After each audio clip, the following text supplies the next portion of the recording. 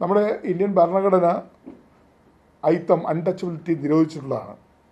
ഭരണഘടനയുടെ 17-ാം അനുച്ഛേദം അയിത്തം പൂർണ്ണമായും നിരോധിക്കുകയും അതിൻ്റെ ഏത് തരത്തിലുള്ള ആചരണവും നിയമവിരുദ്ധമാക്കുകയും ചെയ്തിട്ടുണ്ട്. അത്തരമൊരു ഭരണഘടനാ വ്യവസ്ഥ നമ്മുടെ രാജ്യത്ത് നിലനിൽക്കുമ്പോൾ ഒരു പ്രമുഖനായ ദലിത് നേതാവ് ശ്രീ ഖാർഗെ പ്രസംഗിച്ച സ്ഥലത്ത് ശുദ്ധീകരണം നടത്തിയത്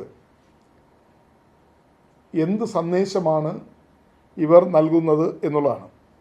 ഇത് ഭരണഘടനയോടുള്ള വെല്ലുവിളിയാണ്, അവഹേളനമാണ് എന്ന കാര്യത്തിൽ യാതൊരു സംശയമില്ല. അതുകൊണ്ട് ഇക്കാര്യത്തിൽ പ്രധാനമന്ത്രി തന്നെ ഈ സംഭവത്തെ അപലപിക്കണം. BJPയുടെ ദേശീയ നേതൃത്വം ഇതിന് നേതൃത്വം കൊടുത്ത ആളുകളെ നിയമത്തിൻ്റെ മുന്നിൽ കൊണ്ടുവരാനും അവരെ ഈ പരിവാർ സംഘടനയിൽ നിന്ന് പുറത്താക്കാനും മുൻകൈ എടുക്കണം എന്നാണ് എനിക്ക് അഭ്യർത്ഥിക്കാനുള്ളത്. പാർലമെൻറ്റിൻ്റെ മൺസൂൺ സമ്മേളനം ഇന്ന് അവസാനിച്ചിരിക്കുകയാണ്. 20 ദിവസത്തേക്കാണ് പാർലമെൻറ്റിൻ്റെ മഴക്കാല സമ്മേളനം ചേർന്നത് എങ്കിലും ഈ സമ്മേളനം പൂർണ്ണമായും അലങ്കോലപ്പെടുകയാണ് ചെയ്തത്. 2 സഭകളും ബഹളത്തിൽ മുങ്ങി. പ്രത്യേകിച്ചും ലോക്സഭ പൂർണ്ണമായി സ്തംഭിച്ചു. പ്രതിപക്ഷ അംഗങ്ങൾ നടുത്തളത്തിൽ പ്രതിഷേധിക്കുന്നതിനിടയിൽ പ്രധാനപ്പെട്ട ബില്ലുകളൊക്കെ ഏകപക്ഷീയമായി പാസ്സാക്കി പോവുകയാണ് ചെയ്തത്.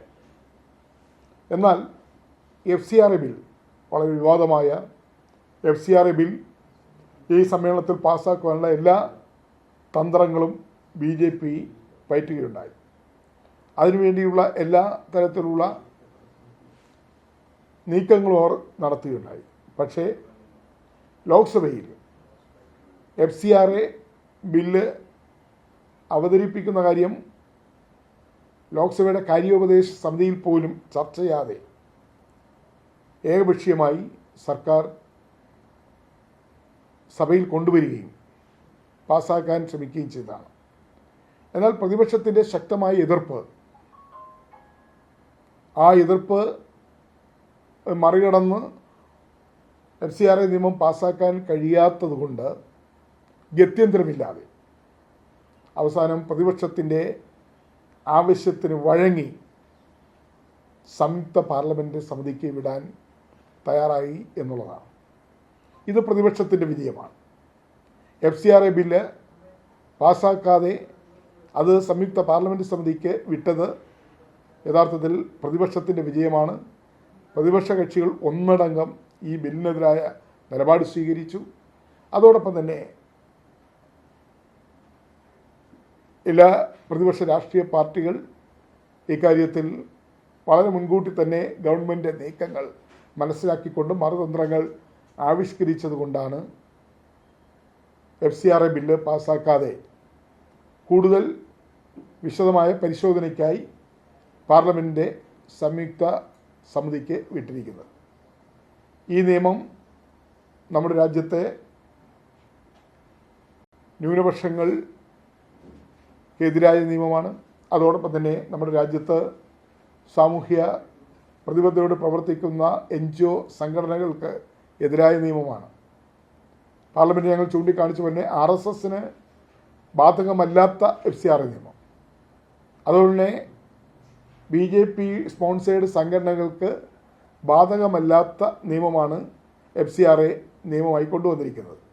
RSSനും അതിൻ്റെ പരിവാർ സംഘടനകൾക്കും BJPയെ പിന്താങ്ങുന്ന സംഘടനകൾക്കും യാതൊരു നിയന്ത്രണമില്ലാതെ വിദേശ രാജ്യങ്ങളിൽ നിന്ന് സംഭാവന സ്വീകരിക്കുവാൻ അവസരം കൊടുക്കുകയും എന്നാൽ ക്രിസ്ത്യൻ ന്യൂനപക്ഷങ്ങളും മറ്റ് ന്യൂനപക്ഷങ്ങളും അവർ നടത്തുന്ന സ്ഥാപനങ്ങളെ, അതോടൊപ്പം തന്നെ സത്യസന്ധമായും നീതിപൂർവമായി പ്രവർത്തിക്കുന്ന അല്ലെങ്കിൽ കേന്ദ്ര ഗവൺമെൻറ്റിന് സ്തുതി പാടാത്ത NGO സംഘടനകളെയും അവർക്ക് മൂക്കിന് കയറിടുവാനും അവരുടെ പ്രവർത്തനങ്ങൾ,